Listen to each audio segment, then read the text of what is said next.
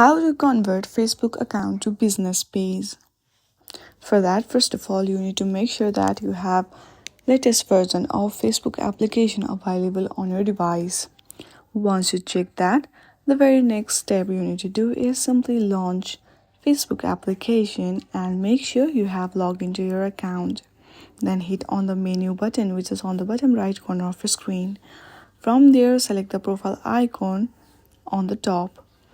Then there you will see three dots at the middle of your Facebook profile page. You just have to simply tap on it.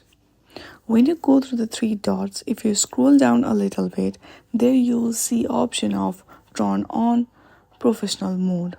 You just have to tap on it to convert your Facebook account to business page.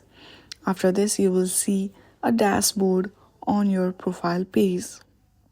So in this way, you can easily convert Facebook account to business page. I hope you like this video. If you like this video, then please do not forget to like and subscribe to our channel. Thank you for watching.